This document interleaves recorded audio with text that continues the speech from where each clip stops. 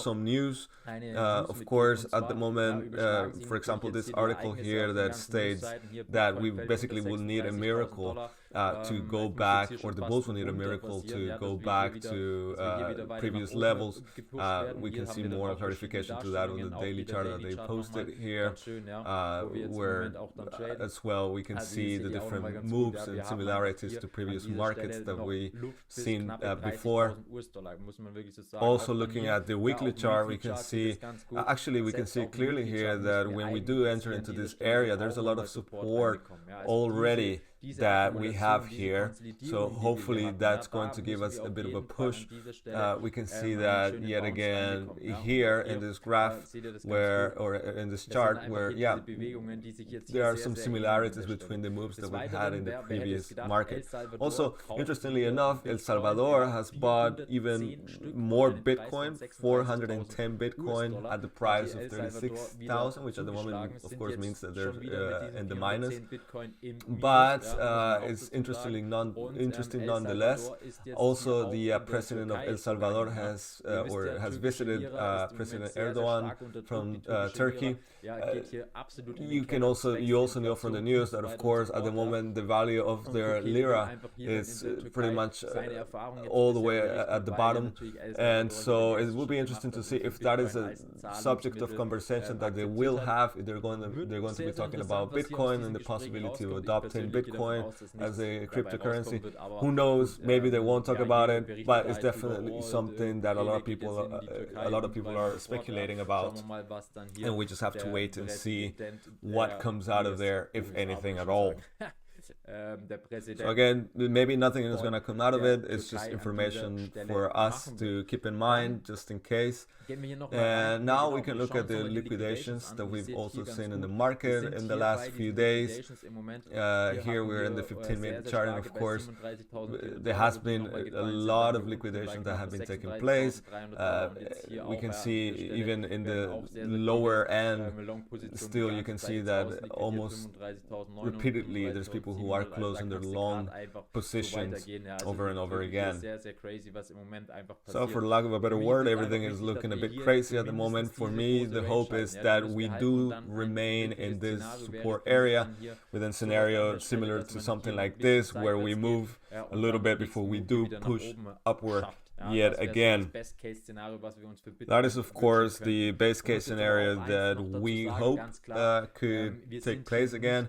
But we also have to be realistic, and at the same time, when we do look at everything that has been happening, the way the market has been reacting, how many liquidations we've had, how people are reacting to everything, unless we do see a big pump today, for example, this really, we could just say that the bear market at the moment is taking control, and who knows for how long, but it just doesn't look or doesn't feel that bullish anymore.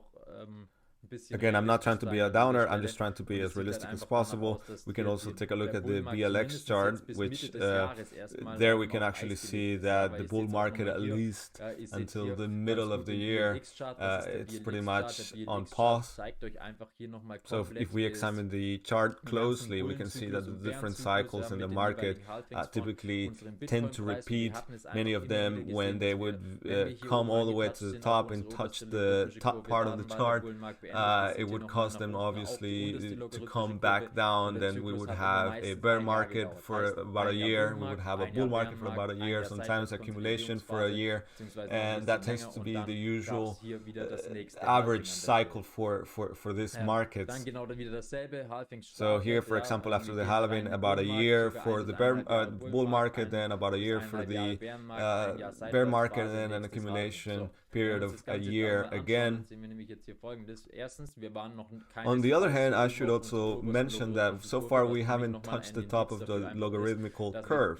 As you can see here, that is something that has happened in every market until now, but we just had difficulties here in the middle logarithmical curve.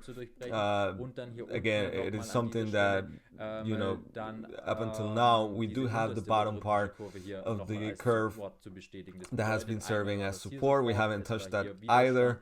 So in the past, we obviously have seen in different places where we do have support, where we do have resistance, but at the moment for us in the market, we do find ourselves actually under this support line, which is a bit disconcerting, but we even tested this line here as well.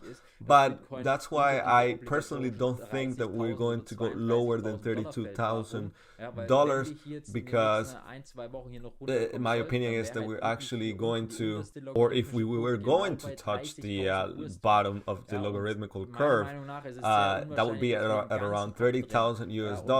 And I personally don't think that we are going to be breaking a trend saying that from basically from the start of the Bitcoin market, that we've always repeated over and over again, is going to be broken this time around.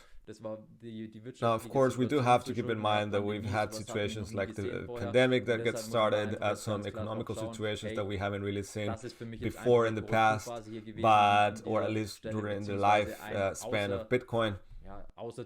So again, I don't think that we would be able to break that trend. However, anything could happen if the situation between Russia and the Ukraine continues to escalate. If it does, then it really could just change the entire game, and it would be very difficult to see what will happen. So now if we take a look at Ethereum, that we can also see how terrible the whole situation looks. It looks really, really bad. It really took a dive for the price, and yeah, typically the altcoins perform even worse in situations like this than Bitcoin does.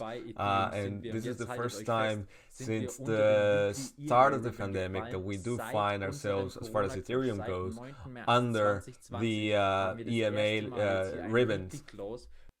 And so for me, for Ethereum, it looks like the next price or target price that we have is around $2,318 US, and that is this white line that I posted here for you guys to see. And then right after that, then we're looking at $2,040. We should definitely keep an eye out for this $2,318, and after that, if people wanna, if you guys wanna buy some more Ethereum, if we do push lower than that, remember, this is not financial advice, this is just my opinion. Also, if we look at the Bitcoin dominance, of course, we can see that the dominance has grown quite a bit, and that's no wonder, because usually when Bitcoin goes 2%, for example, lower, then the altcoins go 8, 9, 10% even lower. My estimation is that this will continue to rise. The difference, just about at the moment we are at 41%, and it might rise to 42, 43%, depending on how the rest of the altcoin market continues to perform as well. So now let's also take a look here at what the scenario for today might be. I continue to think that we're going to get some support around this area here. That, as you can see, the range here is rather big, so we just have to see how we move here. And as long as sellers don't continue to come into the market, then we just have to see how it all performs. If we look at the fear and greed index chart, we see that we are at 13. That was from yesterday's 19, and we can see that it continues to repeat. It doesn't look like we're getting out of the woods anytime soon, and we continue to see the spikes just like we had in around the time of May last year. We had the spikes. History seems to be repeating itself, with spikes taking us all the way down, then a little bit of a pause, and it just continues to be the case. So I honestly don't think that we're going to be seeing prices rising through the roof anytime soon. I would say probably around April, May again. It could be that we actually even drop even lower. We just have to see. Even see prices around 22,000, 23,000 US again, if the support area doesn't hold. And again, it could go on like this, stay here for a while until March or April. And this could be a phase where nobody really wants to trade in, where the volume keeps going lower and lower and nobody wants to get in. It could be a big sell-off again, and then after the panic, then push back up again. At this point, maybe more institutions will jump into the market. That's just my idea, or what I think it could happen. Of course, I'm not gonna be doing any trading at the moment.